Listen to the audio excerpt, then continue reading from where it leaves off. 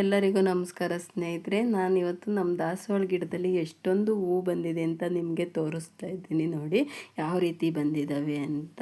ಇದೊಂದು ಗಿಡ ಇದ್ದರೆ ಸಾಕು ಸ್ನೇಹಿತರೆ, ಮನೆ ಹತ್ರ ಪೂಜೆಗಂತೂ ಹೂವು ಕೊಂಡು ಅವಶ್ಯಕತೆಯೇ ಇರಲ್ಲ, ಅಷ್ಟು ಹೂವು ಬಿಡುತ್ತೆ. ಇದು ನಾಟಿ ಗಿಡ ಆಗಿರೋದ್ರಿಂದ, ಇದು ಹೈಬ್ರಿಡ್ ಅಲ್ಲ, ಇದು ಪಿಂಕ್ ಕಲರು ನಾನು ಹಾಕ್ಕೊಂಡಿರೋದು. ಮತ್ತು ಇದು ಬಂದು ಡಬಲ್ ಪೆಟಲ್ ಗಿಡನೂ ತುಂಬಾ ಸುಂದರವಾಗಿ ಕಾಣಿಸುತ್ತೆ. ಅದ್ರ ಕಟಿಂಗ್ಸ್ನ ನಾನು 2 ಕಟಿಂಗ್ಸ್ನ ಹಾಕ್ಕೊಂಡಿದ್ದೆ ಗ್ಲೋ ಬ್ಯಾಗಲ್ಲಿ.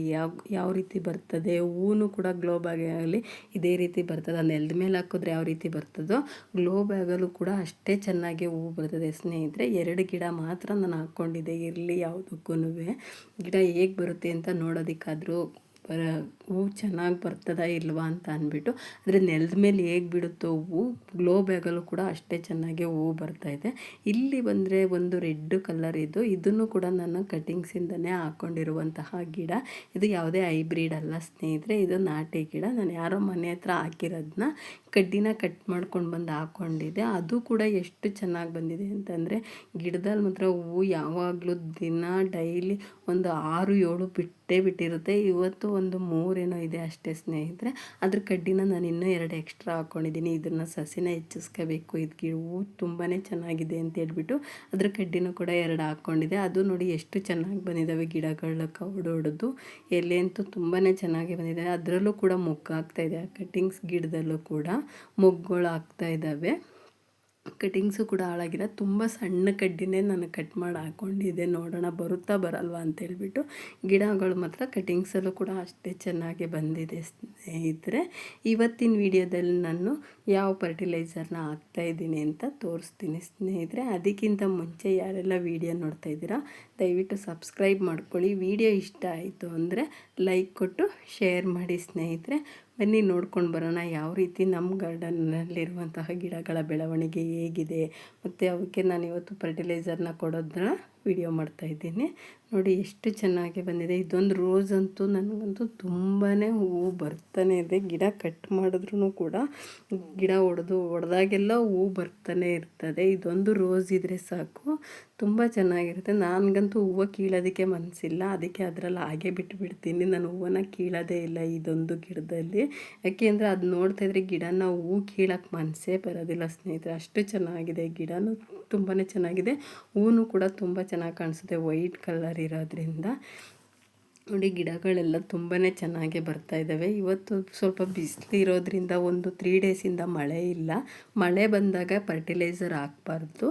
ಗೊಬ್ಬರಗಳ್ನ ಮಳೆ ಟೈಮಲ್ಲಿ ಗೊಬ್ಬರಗಳ್ನ ಕೊಡೋದ್ರಿಂದ ಗಿಡ ಹೆಲ್ದಿ ಆಗಿರ್ತವೆ. ಇವಾಗ ನಾನು ಬಿಸಿಲು ಇರೋದ್ರಿಂದ ಸ್ವಲ್ಪ ಫರ್ಟಿಲೈಸರ್ನ ಕೊಡೋಣ ಅಂತ ಹೇಳ್ಬಿಟ್ಟು, ನೀರು ಹಾಕೋದ್ರ ಬದಲು ಒಂದು ಫರ್ಟಿಲೈಸರ್ನ ಕೊಡೋಣ ಅಂತ ಹೇಳ್ಬಿಟ್ಟು ಇವತ್ತು ಒಂದು ಫರ್ಟಿಲೈಸರ್ನ ತಯಾರು ಮಾಡ್ಕೊಳ್ತಾ ಇದ್ದೀನಿ ಸ್ನೇಹಿತರೆ. ಅದು ಯಾವ ರೀತಿ ಇದೆ ಫರ್ಟಿಲೈಸರ್ ಅಂತ ನೋಡ್ಕೊಂಡು ಬರೋಣ. ನೋಡಿ ಇಲ್ಲಿ ನಾನು ಒಂದು ಖಾಲಿ ಬಕೆಟ್ಗೆ ಪ್ಲೇನ್ ನೀರನ್ನ ಹಾಕ್ಕೊಂಡಿದ್ದೀನಿ.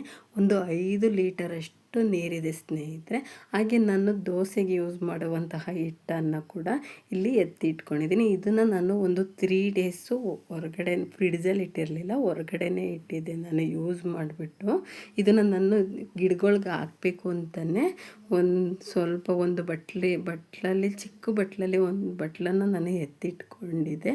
ಇದನ್ನು ಇವಾಗ ಚೆನ್ನಾಗಿ ಮಿಕ್ಸ್ ಮಾಡ್ಕೊಳ್ತಾ ಇದ್ದೀನಿ. ತುಂಬ ಹುಳಿ ಬಂದಿದೆ ಇದು. ಒಂದು 3 ಡೇಸ್ ಆದರೂ ನಾವು ಯೂಸ್ ಮಾಡಿದ್ಮೇಲೆ, ತಿಂಡಿಗೆ ಯೂಸ್ ಮಾಡಿದ್ಮೇಲೆ ಒಂದು 3 ಡೇಸ್ ಆದರೂ ಇದನ್ನು ಹೊರಗಡೆ ಇಟ್ಟಿರಬೇಕು. ಆವಾಗ ತುಂಬಾ ಹುಳಿ ಬಂದಿರುತ್ತೆ ಇದು. ಅದನ್ನು ನಾವು ಈ ಖಾಲಿ ಪ್ಲೇನ್ ನೀರಿಗೆ ನಾವು ಇದನ್ನು ಮಿಕ್ಸ್ ಮಾಡ್ಕೋಬೇಕು ಸ್ನೇಹಿತರೆ. ಚೆನ್ನಾಗಿ ಮಿಕ್ಸ್ ಮಾಡ್ಕೊಳ್ಳೋಣ ಇದನ್ನು. ಇದಕ್ಕೆ ನಾನಿವಾಗ 1-2 ಸ್ಪೂನಷ್ಟು ಆರ್ಗ್ಯಾನಿಕ್ ಬೆಲ್ಲನ ಯೂಸ್ ಮಾಡ್ತೀನಿ ಸ್ನೇಹಿತರೆ. ಈ ಬೆಲ್ಲವನ್ನು ಕೂಡ ಇದಕ್ಕೆ ಹಾಕೋದ್ರಿಂದ ಗಿಡಗಳು ತುಂಬಾ ಹೆಲ್ದಿಯಾಗಿ ಬರ್ತವೆ. ಗಿಡಗಳ ಬೇರುಗಳು ತುಂಬ ಬಲಿಷ್ಠವಾಗುತ್ತೆ. ಇದು ನೋಡಿ ನಾನು ಈ ಥರ ಒಂದು ಪ್ಯಾಕೆಟ್ನ ತಂದು ಇಟ್ಕೊಂಡಿದ್ದೀನಿ ಗಿಡಗಳಿಗೆ. ಯಾವುದೇ ಒಂದು ಫರ್ಟಿಲೈಸರ್ ಹಾಕಬೇಕಾದ್ರೂ ಕೂಡ ಇದೊಂದು ಸ್ಪೂನ್ನ ನಾವು ಫರ್ಟಿಲೈಸರ್ ಜೊತೆ ಹಾಕೋದ್ರಿಂದ ಗಿಡಗಳ ಬೇರುಗಳು ಬಲಿಷ್ಠಗೊಳ್ಳುತ್ತವೆ ಸ್ನೇಹಿತರೆ. ಅದಕ್ಕೋಸ್ಕರ ಈ ಒಂದು ಬೆಲ್ಲನ ನಾವು ಯೂಸ್ ಮಾಡೋದು. ಹಾಗೆ ಇದಕ್ಕೆ ನಾನು ಇನ್ಸ್ಟೆಂಟ್ ಕಾಫಿ ಪೌಡ್ರನ್ನು ಕೂಡ ಹಾಕ್ಕೊಳ್ತಾ ಇದ್ದೀನಿ. ಒಂದು ಪ್ಯಾಕೆಟು. ಇದು ನೀವು ಬ್ರೂನರ್ ಹಾಕ್ಕೋಬೋದು, ಇಲ್ಲ ಸನ್ರೈಸ್ ಆದರೂ ಹಾಕ್ಕೋಬೋದು. ನೀವು ಯಾವುದೇ ಕಾಫಿ ಪೌಡ್ರ್ ಬೇಕಾದರೂ ಯೂಸ್ ಮಾಡ್ಬೋದು ಸ್ನೇಹಿತರೆ. ನಾನಿಲ್ಲಿ ಒಂದು ₹5 ಒಂದು ಪ್ಯಾಕೆಟ್ನ ಯೂಸ್ ಮಾಡ್ಕೊಳ್ತಾ ಇದ್ದೀನಿ. ಇದನ್ನು ನಾನು ಇವಾಗ ಚೆನ್ನಾಗಿ ಮಿಕ್ಸ್ ಮಾಡ್ಕೊಳ್ತೀನಿ. ಇದು ಮೂರನ್ನು ಕೂಡ ನಾವು ಮಿಕ್ಸ್ ಮಾಡಿ ಗಿಡಗಳಿಗೆ ಹಾಕೋದ್ರಿಂದ ಗಿಡಗಳು ತುಂಬ ಹೂವು ಬರ್ತಾನೆ ಇರುತ್ತೆ. ಅದರಲ್ಲೂ ಸೇವಂತಿಗೆ ಗಿಡಗಳಿಗಂತೂ ತುಂಬ ಒಳ್ಳೆಯ ಫರ್ಟಿಲೈಸರ್ ಅಂತ ಹೇಳ್ಬೋದು ಸ್ನೇಹಿತರೆ. ನೀವು ಇದನ್ನು ಎಲ್ಲ ಗಿಡಗಳಿಗೂ ಹಾಕ್ಕೊಳ್ತಾ ಬಂದರೆ ಗಿಡಗಳು ತುಂಬಾ ಚೆನ್ನಾಗೇ ಬರ್ತವೆ.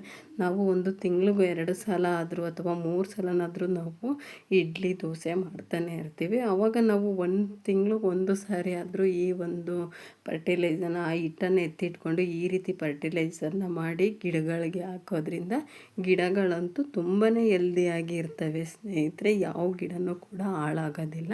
ಹೂವು ಕೂಡ ಅಷ್ಟೇ ಚೆನ್ನಾಗೇ ಬರ್ತವೆ. ಮಣ್ಣಿನ ಫಲವತ್ತತೆನ ಹೆಚ್ಚಿಸಿ ಇದು ಗೊಬ್ಬರ ಒಳಗಡೆ ಅಂತೂ ತುಂಬ ಬೇರುಗಳನ್ನ ಬಲಿಷ್ಠಗೊಳಿಸಿ ಹೂವು ಬರೋದಕ್ಕೆ ಅವಕಾಶ ಮಾಡಿಕೊಡುತ್ತೆ ಸ್ನೇಹಿತರೆ.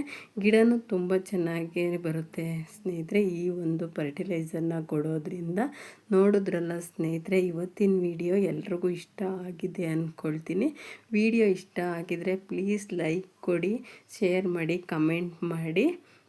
ನಾನು ಮುಂದಿನ ವಿಡಿಯೋ ಜೊತೆ ಸಿಗ್ತೀನಿ ಸ್ನೇಹಿತರೆ.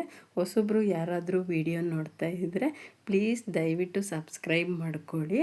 ಇವತ್ತಿನ ವಿಡಿಯೋನ ಮುಗಿಸ್ತಾ ಇದ್ದೀನಿ. ಎಲ್ಲರಿಗೂ ಧನ್ಯವಾದಗಳು ಸ್ನೇಹಿತರೆ.